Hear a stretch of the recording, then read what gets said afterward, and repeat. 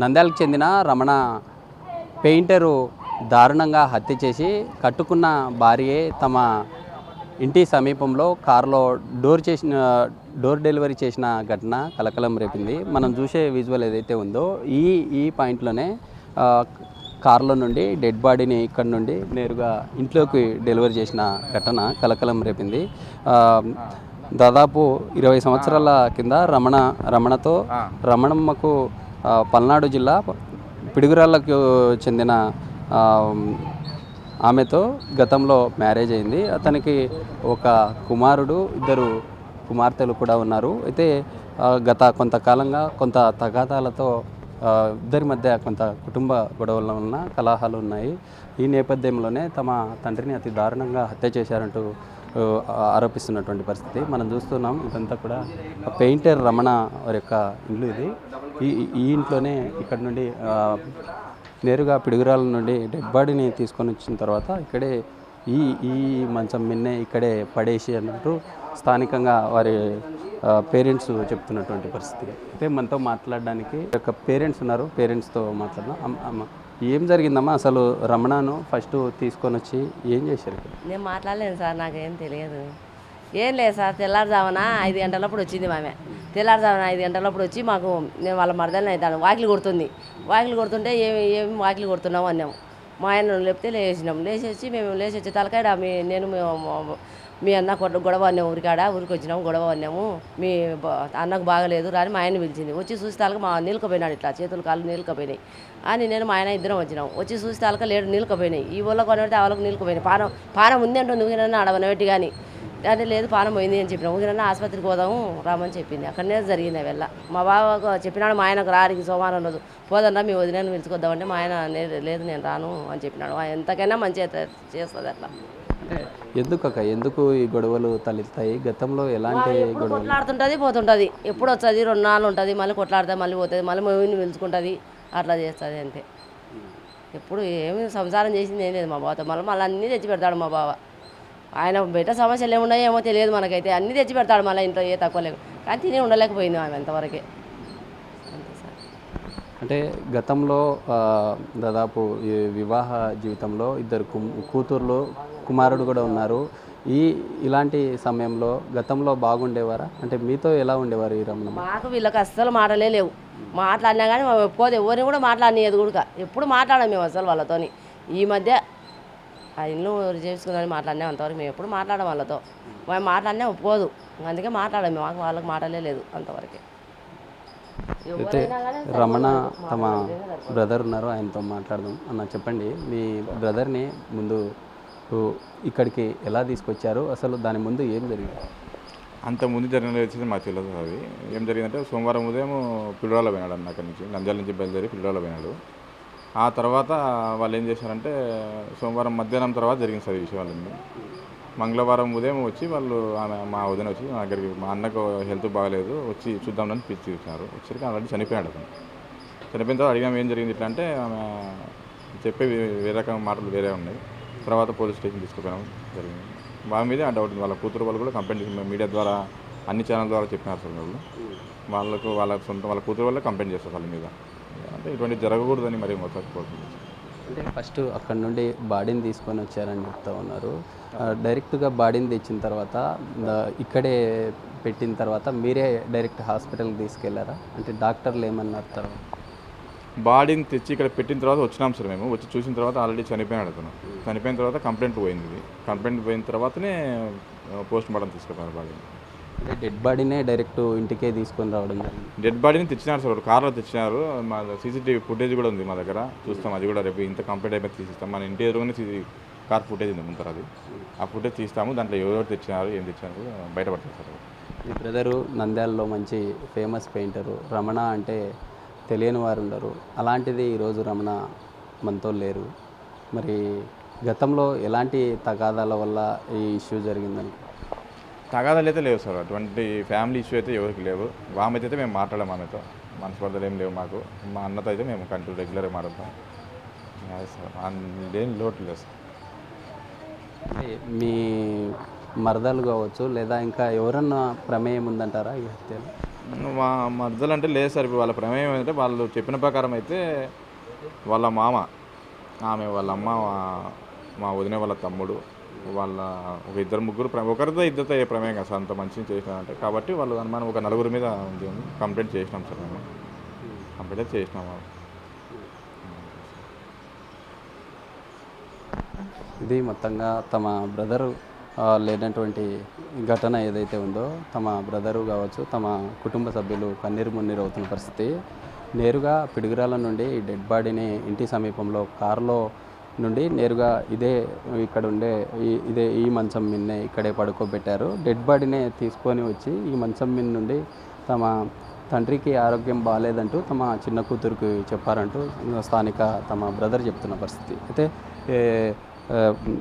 ఈ ఘటన సంబంధించి తమ కూతుర్లు పోలీసులకు కూడా ఫిర్యాదు చేసిన పరిస్థితి. ఎందుకంటే గతంలో ఉండే తగాదాల వల్లే తమ ఫాదర్ను ఈ విధమైనటువంటి ఏవైతే వేధించి తమ తండ్రిని అతి కిరాతకంగా కళ్ళలో కారం జల్లి మరి అతి దారుణంగా హత్య చేశారంటూ కూడా తమ కూతుర్లు పోలీసులకు ఫిర్యాదు చేసిన పరిస్థితి. పోలీసులకు ఫిర్యాదు చేసిన తర్వాత ఇక్కడుండే పల్నాడు జిల్లా పోలీసులకు నంద్యాల జిల్లా పోలీసులు మాట్లాడడం జరిగింది. ఈ ఘటన అంతా కూడా పల్నాడు జిల్లా పిడుగురాలలో జరగడంతో అక్కడ ఉండే స్థానిక పోలీసులకు కూడా సమాచారం ఇవ్వడం జరిగింది. సమాచారం ఇచ్చిన తర్వాత వారు నేరుగా నంద్యాల జిల్లా జీజీహెచ్కు రావడంతో జీజీహెచ్కు వచ్చిన తర్వాత ఈ యొక్క డెడ్ బాడీని పోస్టుమార్టం నిమిత్తం నిన్న రాత్రి 10 గంటల సమయంలో పోస్టుమార్టం కూడా చేసిన పరిస్థితి. ఇప్పటికే నిన్న ఘటన జరిగిన తర్వాత ఇక్కడే ఈ బెడ్ మీదనే పడుకోబెట్టారు. ఇక్కడి నుండి నేరుగా మరోసారి నంద్యాల ప్రభుత్వ జీజీహెచ్ హాస్పిటల్కు తీసుకెళ్ళిన పరిస్థితి. అయితే ఈ రమణ వారి సమీప బంధువులు ఉన్నారు, వారితో కూడా మాట్లాడదాం.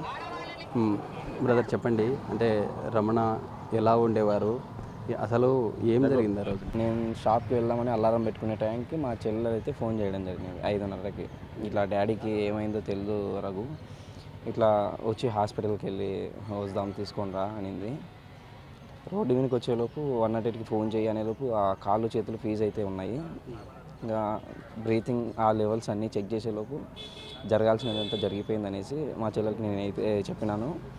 లేచెందు ఇంకా మనం ఏం చేసినా కానీ సెట్ కాదు, జరగాల్సినవన్నీ జరిగిపోయినాయి అని చెప్పిన. తర్వాత వచ్చేసి ఏం జరిగింది అంటే ఇట్లా సంగతి, ఇట్లా మామయ్య అమ్మ ఇట్లా వచ్చేసి తీసుకొని వచ్చి కార్లో ఇట్లా డ్రాప్ అయితే చేయడం జరిగింది అని చెప్పింది మా చెల్లెలు. చూస్తే ఇంకా ఆ బ్రీతింగ్ అవన్నీ చూసేలోపు ఏం లేదు, కాళ్ళు చేతులు అన్నీ ఫ్రీజ్ అయిపోయినాయి. ఇంకా ఆమెని ఏదైతే అడుగుతున్నామంటే ఏమైంది అనే ఒక రీజన్ అడిగినాను ఆమెని. ఏం చెప్తా ఉన్నారు, ఏమైంది రమణకు, ఏం చేశారంటే ఏం చెప్తా మీరు ఏం చేసినారు అని నేనైతే అడిగినప్పుడు ఆమె ఏం సమాధానం చెప్పిందంటే ఈ పిడుగురాళ్ళకైతే వచ్చినారా, నేను పిలిచినందుకు వచ్చినాడు, ఆడ ఒక అక్రమ సంబంధం అయితే ఉంది, అక్కడ గొడవ జరిగినప్పుడు ఆయన స్పృహ తప్పి పడిపోయినాడని ఫోన్ చేసినారు, నేను వెళ్ళి తీసుకుపోయినా అనింది. నేనేమన్నానంటే అక్కడ స్పృహ తప్పి పడిపోయినట్టయితే అక్కడే హాస్పిటల్స్ ఉన్నాయి, మన దగ్గరికి తీసుకొచ్చేంత టైంలో ఆయన బ్రతుకుతాడు లేదు అనేది కానీ మనకు నమ్మకం లేదు. ఇప్పుడు అక్కడే జరిపించచ్చు కదా, మీరు ఇంత దూరం ఎందుకు తీసుకొచ్చినారు అనేలోపు నాన్న ఒకటే మాట చెప్పినాడు, అది లేదు నాన్న వీళ్ళు ఆడనే ఏదో చేసినారు అనేసి నానైతే గట్టిగా నిందించినాడు ఆమెని. నేను కానీ ఆ గాయాలు ఏమైనా ఉన్నాయేమో అనేసి బాడీ అంతా చూస్తుంటే నాకెళ్ళి కానీ ఆమె సీరియస్గానే చూసింది. ఆడికి మాకు ఆల్రెడీ కన్ఫామ్ అయిపోయింది. ఏమైతే మా పెద్దనాన్న కొడుకు ఎవరైతే ఉన్నాడో మా అన్న, ఆయన వచ్చేంత వరకు మనం ఏది కన్ఫర్మ్ చేసుకోకూడదు అని చెప్పేసి మేము ఉన్నాము. అంతలోపు మా చెల్లెళ్ళు ఎవరైతే ఉన్నారో వాళ్ళిద్దరు వచ్చేసి స్టేషన్లో కంప్లైంట్ ఇచ్చారు. బట్ కానీ ఇది మా కుటుంబానికి ఒక్కటే నష్టం కాదు, మమ్మల్ని నమ్ముకొని ఒక 200 కుటుంబాలు అయితే ఉన్నాయి. ఆ కూలీల వర్కర్లు కానీ చాలా కంటదడి పెట్టినారు నిన్న. ఇప్పటికి కానీ వాళ్ళు అదే అనుకుంటున్నారు, అన్న లేకుంటే ఒక 2 రోజులు 3 రోజులు కానీ పనికి పోకుండా అయినా ఉండగలమన్నా. ఇప్పుడు అన్నని తిరిగి తీసుకురాలేరు కదా, ఏదైనా ఉన్నా కానీ ఒక 4 మాటలు పెట్టాలి, 4 మాటలు మాట్లాడాలి, వివాదం ఉన్నా కానీ గొడవ పడాలి. లేదంటే మీరు తీసుకుపోయి అంత గొడవ పడేదానికంటే మన ముందర తెచ్చి మాట్లాడినా కానీ మనం మాట్లాడేతోళ్ళం కదా. ఇప్పుడు ఏదైనా కానీ ఎంత మనస్పార్థాలు వచ్చినా చంపుకునేంత కక్ష అయితే ఎవరికి ఉండదు. రమణను కారులో తీసుకొని వచ్చారంటున్నారు. ఆ వెహికల్లో ఎంతమంది తీసుకొని వచ్చారు? తర్వాత ఇక్కడ డెలివరీ చేసి వెంటనే వెళ్ళిపోయారా? అది వచ్చేసి ఆ వెహికల్ ఏదైతే ఉందో దాన్ని తీసుకొచ్చినారంట. తీసుకొచ్చిన సమయానికి ఇక్కడ 5:30 ఆ సమయంలో అని చెప్తున్నారు వాళ్ళు. బట్ కానీ ఆ ప్రాణం ఎన్ని గంటలకు పోయింది అంటే ఇక్కడే పోయిందని ఒకసారి అంటుంది, అక్కడ పిడుగురాళ్ళలో పోయింది అని ఒక మాట అంటుంది. మేమేమంటున్నామంటే అక్కడ ఉన్నప్పుడు ప్రాణం పోయినా లేదంటే ఎవరైనా వివాదాలు జరిగినా కానీ మాకు ఒకసారి ఫోన్ చేస్తే మేము వచ్చేతోళ్ళం కదా అని చెప్తున్నాము. అది కానీ డ్రామా ఏమైందంటే ఇక్కడికి తెచ్చి పనబెట్టడం ఏదైతే జరిగిందో దాని తర్వాత మా ఇంటికి వచ్చి మా వాకిలి బద్దలు కొట్టినట్టు అనేసి డాడీని అంటే శేష్ ఇట్లా మీ అన్నకి ఏదో అయ్యిందిరా అనేసి పిలిచడం అయితే జరిగింది. మా డాడీ వచ్చేలోపు నాకు ఫోన్ వచ్చింది. వీళ్ళు నన్ను నార్మల్గా నైట్ డ్యూటీస్ చేసి వస్తాననేసి నాకు లేపరు వీళ్ళు. చందు ఏదైతే ఫోన్ చేసిందో అందుకు నేను ఆ పాప ఎప్పుడైనా ఇంతకుముందు గొడవలు జరిగేవి నార్మల్గా జరిగేవి అనేసి గొడవ జరుగుతుంది అంటే నాన్న ఫీజు అయినాడనే లోపు నేను నాకు తెలిసి ఏమన్నా ఉంటేనే ఆ పాప ఫోన్ చేసేదని ఉరుకుతో వచ్చి చేయడం అయితే జరిగింది. అంతలోపు ఇది జరిగిపోయింది. ఇక్కడ ఆడ శేఖర్ అనే అబ్బాయి ఉన్నాడు. ఆ అబ్బాయి వెనకాల ఏదో కన్స్ట్రక్షన్ జరుగుతుంటున్నాడు. ఇసుకకైతే వచ్చినాడు 5:30. ఆ పిల్లోడు ఎప్పుడు బయటకు వచ్చేటోడు కాదు. ఆ పిల్లోడు వచ్చే టయానికి వీళ్ళు ఈడు ఉన్నారు. ఆ టైంలో ఆ పిల్లోడిని పిలిచి మీ అన్నయ్య ఇట్లా తాగి పడిపోయినారా అనేసి చెప్పడం జరిగిందంట. ఆ అబ్బాయి వచ్చేసి ఇంకా ఎత్తుకొని ఇంకా వాళ్ళు అన్నయ్య అనేసి ఇంకా అభిమానంతో ఎవరైనా తాగి పడిపోయినారంటే ఎవరైనా కానీ మనతన అనే ఆ స్వభావంతోనే తీసుకొచ్చి ఇంట్లో పనబెట్టడం జరిగింది. ఇంకా పనబెట్టిన క్షణాల్లో ఇంకా అతన్ని ఇంకా ఈడ పడేసి వెళ్ళిపోయినాడంట అతను. అంతే వాళ్ళ మామయ్య అంటే మా పెద్దమ్మ వాళ్ళ అన్నయ్య. ఇంకా అది జరిగినది.